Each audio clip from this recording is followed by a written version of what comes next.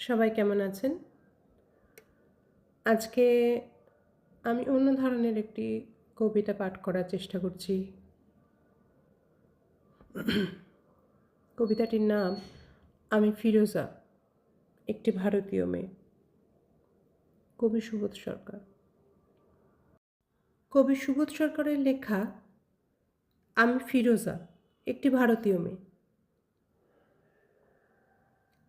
হিন্দু ভারত, জৈন ভারত, বৌদ্ধ ভারত, খ্রিশ্চিয়ান ভারত, এতগুলো ভারতের মাঝে দাঁড়িয়ে আমি ফিরোজা, একটি ভারতীয় মেয়ে। আপনারা বলতে পারেন আমি কী দোষ করেছি? পৃথিবীর যে কোনো দেশের যে কোনো একটি মেয়ের মতো আমি একজনকে ভালোবেসেছিলাম।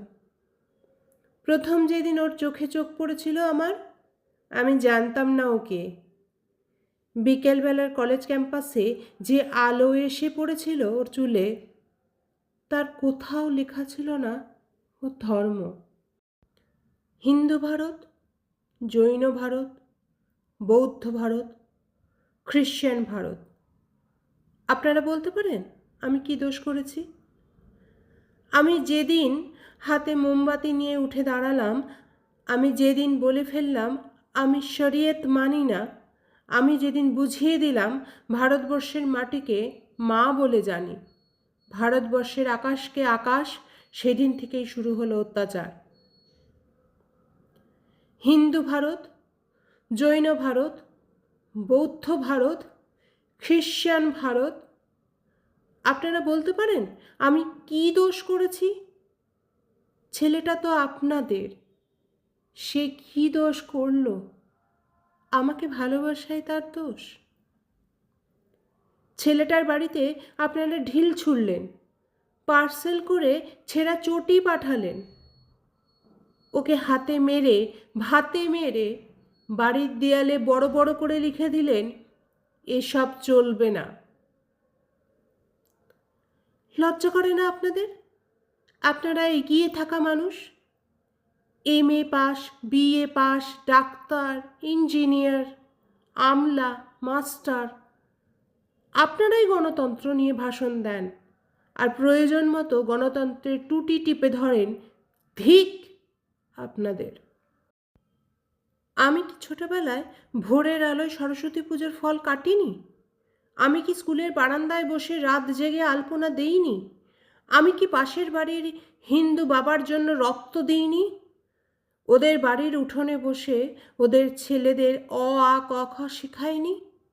আমি আরবি শিখিনি, ফার্সি শিখিনি, উর্দু শিখিনি, বাংলাই আমার ভাষা। এই ভাষা আমার ভাত, আমার রুটি, আমার চোখের কাজল, আমার পায়ের ঘুঙুর। এ ভাষা আমার গোপন চিঠি, যার অক্ষরে অক্ষরে লেখা আছে আমার চোখের জল। আমরা যেদিন বিয়ে করি সেদিন কফি হাউস গিয়েছিলাম। ও সেদিন আমাকে ঝোলা ভর্তি করে রবীন্দ্রনাথ কিনে দিয়েছিল। হাওড়া স্টেশনে পৌঁছে কানে কানে রবীন্দ্রনাথ বলেছিলেন, ফিরোজা, তুমি আমার মৃন্ময়ী, তুমি আমার লাবণ্য, তুমি আমার সুচরিতা। সেদিন রাত্রে কি হয়েছিল জানি না। কি ঘটেছিল ওদের বাড়িতে, কি ঘটেছিল ওদের পাড়ায়, কি করেছিল ওদের বাবা কাকা, সেটা আজও আমি জানি না। কিন্তু তার পরের দিন ওকে আর কোথাও খুঁজে পাওয়া যায়নি। ও কোথায় চলে গেল আমি জানতে পারিনি। এই আপনাদের ভারতবর্ষ, এই আমাদের ভারতবর্ষ। আমি একজন সাধারণ মেয়ে, অথচ বাড়িতে, পাড়ায়, অফিসে, পুজোর প্যান্ডেলে, বিয়ে বাড়িতে, অন্নপ্রাশনে এখনও আমাকে নিয়ে ফিসফাস। ডাক্তারের কাছে যাই, ফিসফাস। কলেজে ঢুকি, ফিসফাস। বাজারে যাই, ফিসফাস। যে হাউজিংয়ে থাকি সেখানেও চলতে থাকে অবিরাম লুকোচুরি। ওটা লুকোচুরি নয়, ওটা ফিসফাস নয়, ওটা আপনাদের গভীরে লুকিয়ে থাকা এক একটা সুপ্ত গুজরাট। যদি আপনাদের হৃদয় বড় না করেন আকাশের দিকে আপনারা যদি না তাকান, এই পোড়া দেশে আরও আরও আরও অনেকগুলো পোড়া গুজরাট তৈরি হবে। ধন্যবাদ সমস্ত শ্রোতা মণ্ডলীকে, যারা ধৈর্য ধরে একজন আনপ্রফেশনাল আবৃত্তিকারের থেকে আবৃত্তি শোনেন এবং তাদের মূল্যবান মন্তব্য আমাকে জানান। আমি তাতে খুবই খুশি হই। আপনাদের সবাইকে অনেক অনেক অনেক ধন্যবাদ। আর আরেকটা কথা বলতে চাই, আমি অনেক ধরনের কবিতা পাঠ করে থাকি, তো সেখানে কবিতাই পাঠ করে থাকি, তার মধ্যে অন্য কোনো মনোভাব আমার থাকে না। Thank you.